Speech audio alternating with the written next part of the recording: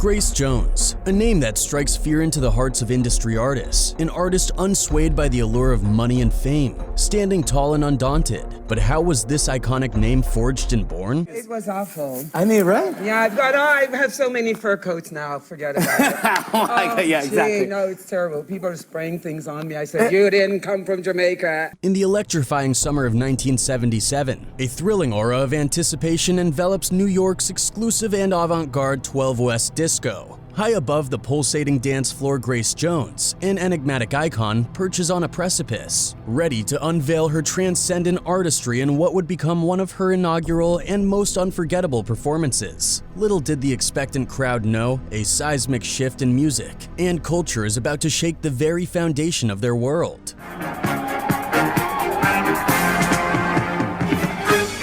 Tom Moulton, the visionary maestro behind the birth of the dance mix and one of Grace Jones's early producers, vividly paints the picture of that iconic night. All of a sudden, the spotlight hits her. She starts singing "I Need a Man" and the place goes crazy. After she finishes, she goes, "I don't know about you, honey, but I need a effing man." Talk about a room worker. Whatever it takes, she was so determined. To truly grasp the profound impact of this moment, it's essential to delve into a bit of history. Just a few years prior, in the heart of New York City, it remained illegal for two men to simply dance together. Beyond the realm of hairdressers and artists, LGBTQ+ individuals lived in a constant fear of losing their livelihoods if they dared to hint at their true selves beyond the haven of gay bars and clubs. It was in these underground discos that the seeds of liberation were quietly planted, and 12 West in particular emerged as a sanctuary within the LGBTQ+ community, where they could embrace the strength of their unity and experience the true essence of freedom. If Julius's bar looks familiar, you might have seen it in movies and TV shows, but also proudly displayed is the story of the role it played in the fight for civil rights for the LGBTQ community.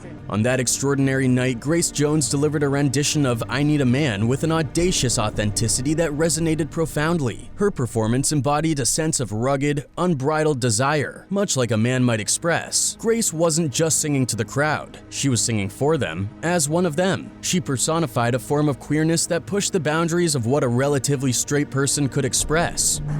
Baby. Her image celebrated Black culture and boldly subverted traditional gender norms. Grace presented a mesmerizing paradox, a woman who radiated sensuality, grace, and hyperfemininity while simultaneously exuding a brazen, butch swagger that defied all conventions of pop performance. This was a revelation, a groundbreaking revelation that would forever alter the landscape of music and culture. I'm schizophrenic.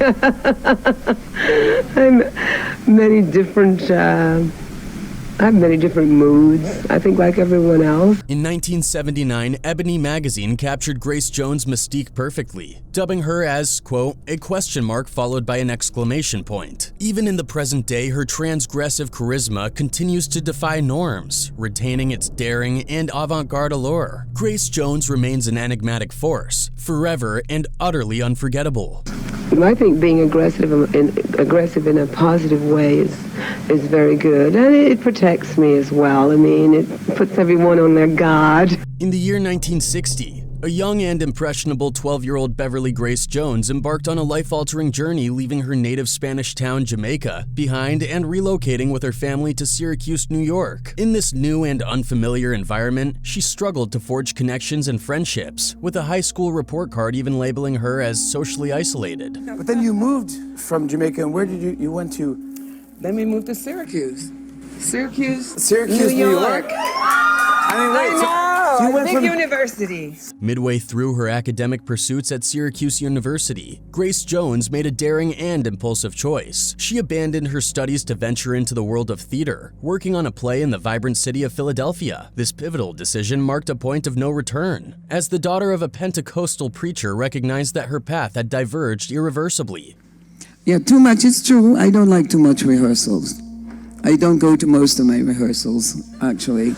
No, it's true. I don't go. In 1975, fueled by an unwavering determination to realize her dream of stardom, she packed her bags and journeyed to the epicenter of possibilities, New York City. Grace Jones was about to embark on a journey that would transform her into an icon and a boundary-breaking star. I became a model to fill up the space, to fill the time in between going on auditions for acting. In her early days, Grace Jones embarked on a multifaceted career in the dazzling world of New York City. She kicked off her journey by modeling for the renowned Wilhelmina Agency, all while moonlighting as a go-go dancer under the enigmatic pseudonym Grace Mendoza. This dual persona allowed her to explore different parts of the entertainment industry and paved the way for her remarkable rise to fame. Grace Jones' unique presence and striking black beauty made her stand out in the competitive world of modeling in France. Her magnetic appeal led to her gracing the covers of renowned publications like Stern, Pravda, and even Vogue. In a matter of mere months, her journey took an unexpected turn as she ventured into the realm of music. She recorded a handful of singles, one of which found its way to the hands of the enterprising husband and wife team, Cy and Eileen Berlin, who would later go on to manage the career of the iconic Tom Cruise. Long days, bad news on the news on television. I mean, all But the you're a believer violent movies. That brings on. But you believe in letting it go. Definitely. With her passport stamped and ambition in tow, Grace Jones returned to the bustling streets of New York City. Alongside her roommate, the talented actress Jessica Lange, she met with the Berlins. Impressed by her boundless exuberance, undeniable star quality, and a fearless willingness to push boundaries, they eagerly signed on to manage this emerging sensation. This partnership would prove to be a pivotal moment in the extraordinary journey of Grace Jones. "I thought of her as family," says Eileen Berlin. "My son had gone to college, so I gave her his room." During this pivotal era, Tom Moulton's groundbreaking club-specific mixes were making waves in the world of both discos and R&B radio. Recognizing the immense potential of their new client, the Berlins were determined to have Moulton produce Grace Jones. Their collaboration commenced with the release of a double-sided 76 single, Sorry. That's the Trouble, setting the stage for what would become a legendary partnership.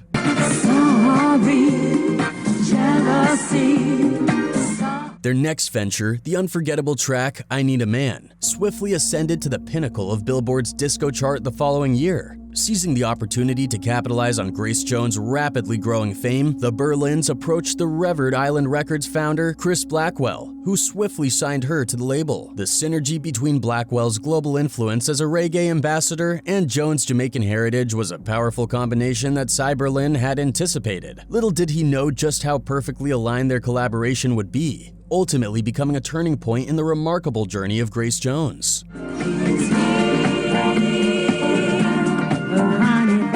Despite the prolific creative output of Moulton and Jones, resulting in 3 albums in as many years, 77's Portfolio, 78's Fame, and 79's Muse, their collaboration was not without its clashes. Moulton, often referred to as the disco godfather, humorously recalled their creative friction, jesting that he would teasingly rib Jones about her vocal style, suggesting it occasionally sounded like the iconic Bela Lugosi. Quote, "I stood next to her while she was singing because I got so sick of hitting the talkback button in the control room. The moment she'd go off, I'd stop her. I was hard on her, but no matter how much I pushed her, she would take it and push herself." The first side of Portfolio unfolded as a continuous tapestry of Broadway tunes, richly arranged with strings by Vince Montana from the Sal Soul Orchestra, and performed by members of MFSB, a renowned group of studio musicians deeply embedded in the soul music scene of 70s Philadelphia. Yet amidst this opulent orchestration, Grace Jones' voice seemed to bear the weight of Tom Moulton's guiding hand, audibly straining and making for an uncomfortable listening experience. And of course I listen to the songs and I go, no, I'm not using this, no, I'm not using that, no, they had so many ballads on there, it was putting me to sleep. However, the true gem of the album lay on its second side, where Jones delivered a breathtaking rendition of Edith Piaf's La Vie en Rose. It's worth noting that Moulton had previously recorded this song with the largely forgotten 70s singer Teresa Water. Captivated by Water's unreleased recording, which had been enthralling audiences at 12 West, was determined to make it her own. She tantalized Moulton with the prospect of a guaranteed hit, playfully hinting, "I'm big in France." Paradoxically, the same rawness and struggle that had detracted from Jones' performance on the Broadway arias of Portfolio lent an exquisite and heart-wrenching quality to her rendition of La Vie en Rose.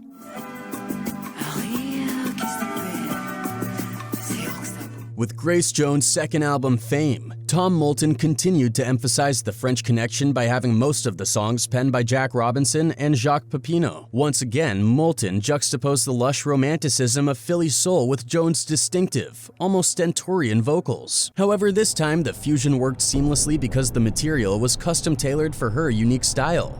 What are you wearing? You're supposed to be in a jogging outfit. I said, this is a jogging outfit.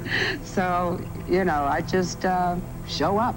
What added an extra layer of significance to Fame was Jones' heartfelt dedication with love to her then-partner Jean-Paul Goudet, a talented Parisian multimedia artist. Goudet's collaboration with Jones extended far beyond the music, encompassing the creation of album artwork, photography, music videos, and stage performances, marking a creative partnership that would further define Jones' iconic career. She said, quote, "Talk would lead to him thinking, I will do you like this. There was a lot of talking and then the idea. It was collaborative, never him only doing me.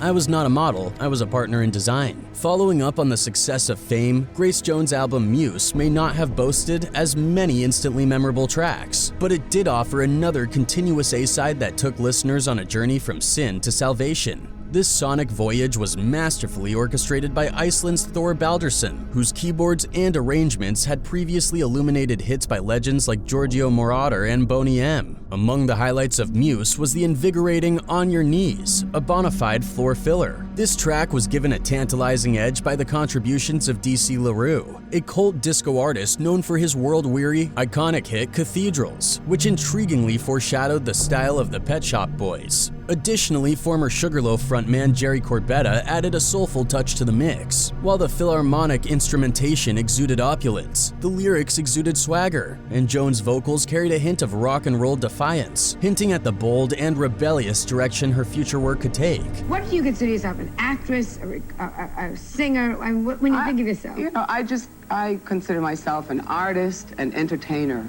total. Grace Jones has occupied the epicenter of fame for decades, an enduring figure whose actual accomplishments can sometimes fade into the background. In the 1970s, she was the supermodel who transitioned into a disco sensation, a true polymath of her era. She graced the iconic lenses of Helmut Newton, strutted down the catwalks of Paris, and mingled with Andy Warhol at the legendary Studio 54. Grace Jones embodied both a stern and provocative spirit, the living symbol of the hedonistic excesses of that unforgettable decade. We felt the film, that when it was ready, you know, and it's funny because my mom just got to see the film because she passed away.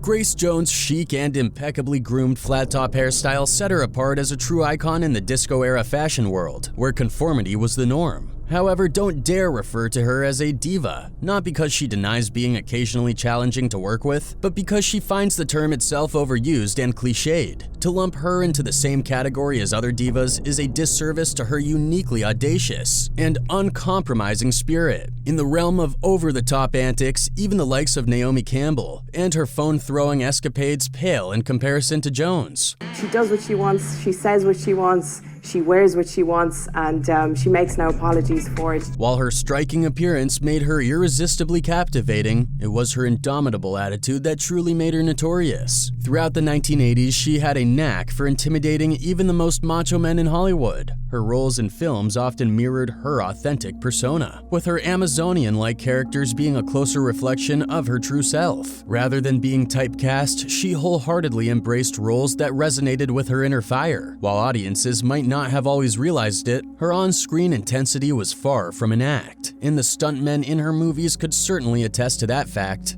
She was too cool for the masses. She was too new and black. She was Grace. If her on-screen stunts appeared realistic, it's because she brought the same level of intensity to her professional and personal life. After all, it's no surprise that she earned a lifetime ban from the seemingly idyllic world of Disney. Grace Jones was, and remains, unapologetically herself, an uncompromising force to be reckoned with. I want someone who people can't possibly be like. That's the star. You couldn't in your wildest dreams be her.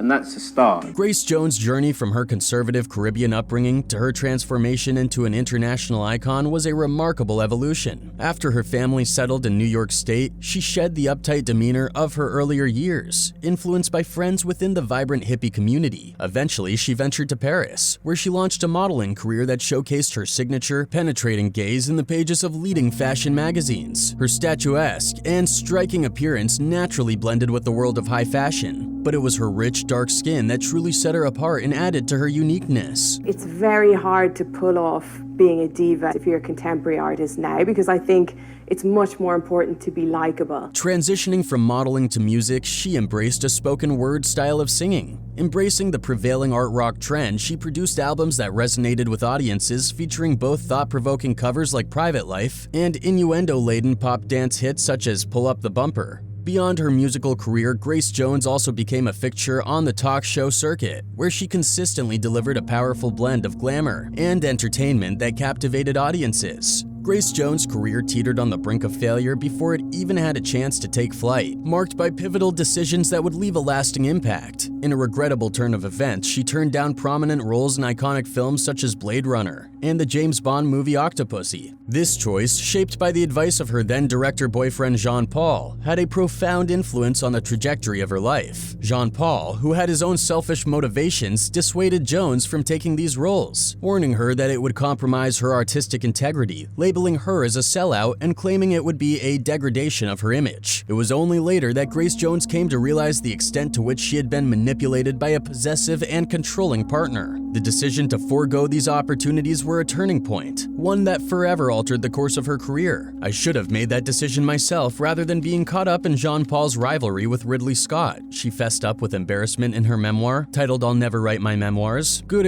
influence cost her a few roles. It was probably the last time she would ever be browbeaten. This paper, however, examines Jones's 2015 memoir as an example that contravenes the structuring tendency in both celebrity culture and autobiography.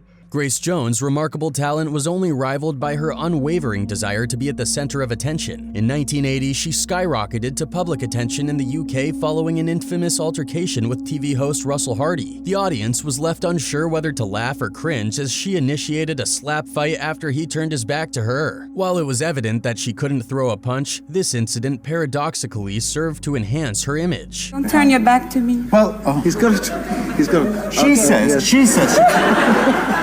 Her association with Andy Warhol and frequent visits to the iconic Studio 54 propelled the enigmatic Jamaican-American performer into the upper parts of pop culture's power brokers. To her credit, Grace Jones remained resolutely true to herself, never compromising or changing to appease anyone. This unwavering commitment proved to be both a blessing and a burden, setting her apart as a unique force in the entertainment world. Grace Jones eventually secured big-time film roles, with one of the most notable being her appearance in the 1984 sequel to Conan the Barbarian. Titled Conan the Destroyer, she co-starred alongside the emerging action star Arnold Schwarzenegger, and her on-set antics became the stuff of legend. Jones, evidently either not comprehending or simply disregarding the principles of fight choreography, ended up incapacitating numerous stuntmen and even a karate instructor during the filming. As Schwarzenegger humorously recalled in a 1984 interview with David Letterman, quote, "She hospitalized probably 12 people. Despite the reputation and fear she may have instilled in her co-stars and crew due to her unpredictable behavior, Grace Jones had a way of winning people over time and time again. It's possible that her unique and captivating personality was simply irresistible, or maybe, just maybe, they were too intimidated to say no to her. Her fans have always been fascinated by her personality. One of them wrote, "She's so graceful. I love that she's confident about embodying both masculine and feminine traits and doesn't confine herself to either one. She is just herself." Another added, "She was the biggest female artist on the scene and he was talking to her like she was an idiot who had no business being there. Boy George was right. There are people who should be selling vegetables instead of working with artists. This man was one of them." In the following years, Grace Jones did secure a few more notable roles, including her appearance in the 1985 James Bond film A View to a Kill. She also collaborated with members of Duran Duran on various projects. However, her career had indeed started to lose some of its earlier momentum, as stories of her unpredictable behavior and the legends surrounding her violent episodes spread, which impacted her professional opportunities. Did you ever play the role of the housewife?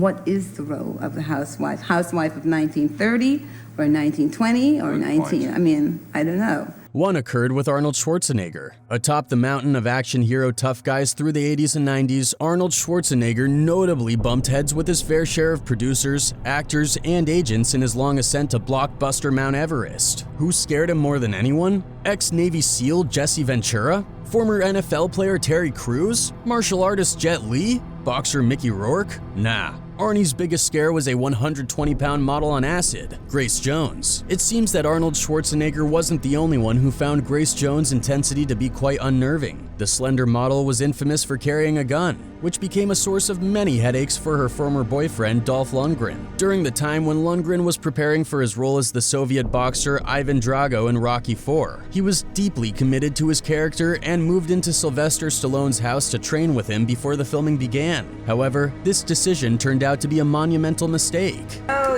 yes, of course. But you know, whenever you snap, you don't remember after. You know, snapping is snapping. They went in the fire. Lundgren received a shocking call informing him that his Versace jacket and several other articles of clothing had been thrown onto a bonfire. In a fit of jealousy, Grace Jones had taken revenge by setting fire to his wardrobe. This incident was just one example of the tumultuous relationships and fiery encounters that seemed to follow Jones wherever she went. So, his clothes.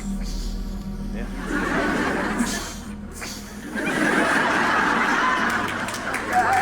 That's how it goes.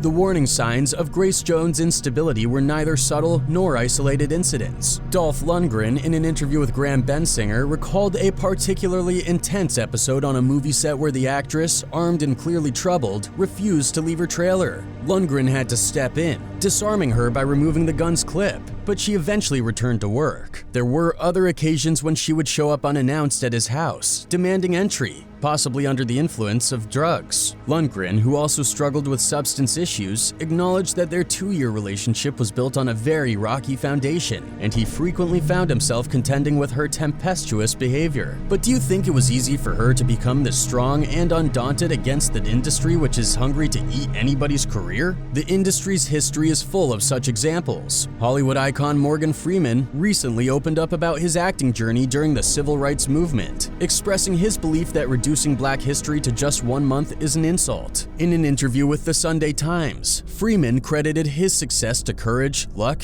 and the transformative changes that the industry has undergone. Dolphins do come to play. They just come to play. What if they see you out there in the open ocean, they'll come over and say hi. During his formative years, Freeman observed a glaring absence of Black actors in movies, and if any were present, they were often typecast as comedic characters. However, everything changed with the arrival of Sidney Poitier, who served as an inspiration to Freeman and other aspiring actors, proving that they too could make it in the industry. Black History Month you find ridiculous.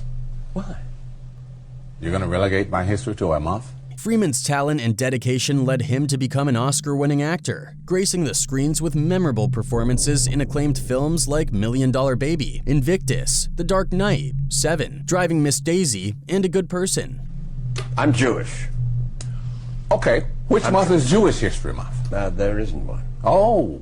Throughout his long and distinguished career, Morgan Freeman has fearlessly spoken out against racism in both the entertainment industry and society as a whole. In a noteworthy 2005 interview with CBS's Mike Wallace, Freeman expressed his belief that racism could be combated by ceasing to focus excessively on it and instead promoting unity and equality. Oh, why not?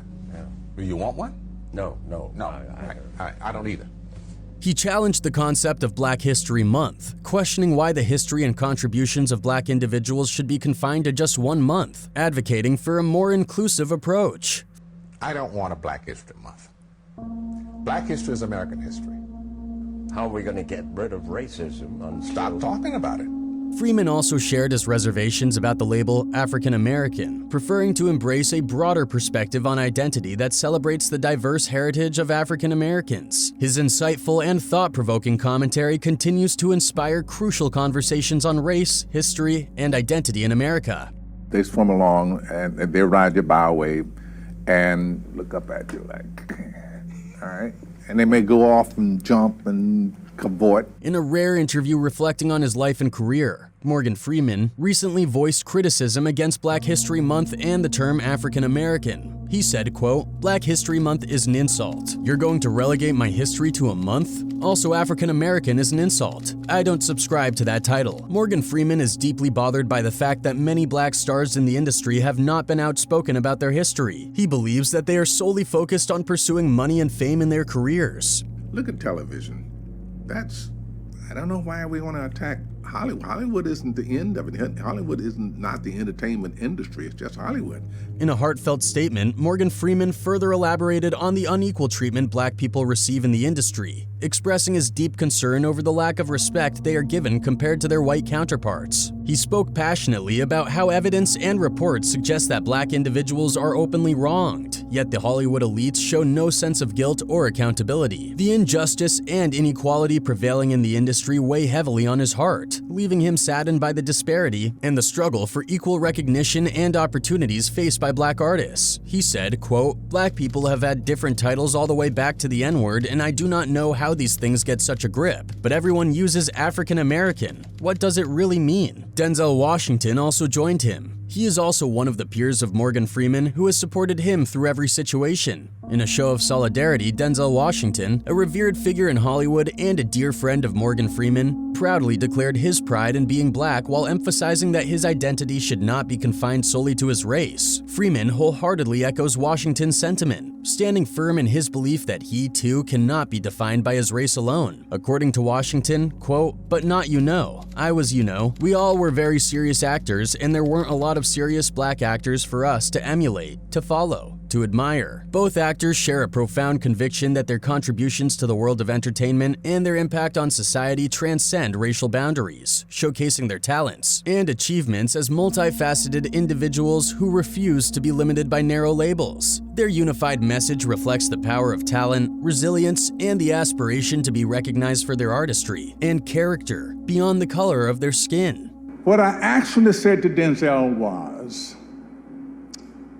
"You're that brilliant young actor just out of Fordham University." Denzel and Morgan have also allegedly accused the entertainment industry for not arranging a fair Oscar even once. Denzel Washington speaks out about the Oscars, acknowledging that he has experienced firsthand the unfairness within the industry, but he warned, quote, "Just do the best you can do." Asked about the criticism of the Oscars' lack of diversity, Washington says, quote, "I've lived it. I've been the guy at the Oscars without my name being called. When my name is called, when everybody thought they was going to call my name and they didn't. To those who think the Academy's process is unfair," he says, quote, "Yeah, and so what? You going to give up? If you're looking for an excuse, you'll find one. Is race the excuse? You can find it wherever you like," says Washington. "Can't live like that. Just do the best you can do." Over the last 2 years, the Academy of Motion Pictures Arts and Sciences faced criticism for nominating only white actors in the acting categories. However, this year, there are hopes for change, as several actors of color in notable films like Fences are receiving attention and could be recognized for their performances. Jimmy Kimmel also said that Morgan Freeman and Washington have saved Oscars. Denzel, the Iceman here. Yeah. And that was a long play, right? That's like a lengthy. How long is that play? Too long. About 4 hours. However, the things through which Morgan and Denzel have been seems like a piece of cake for Grace Jones. She remained undaunted and tall against every coming hardship and never bowed down to sell her soul for money and fame. Instead, she created a particular kind of fear about her among the industry, which not everybody can do.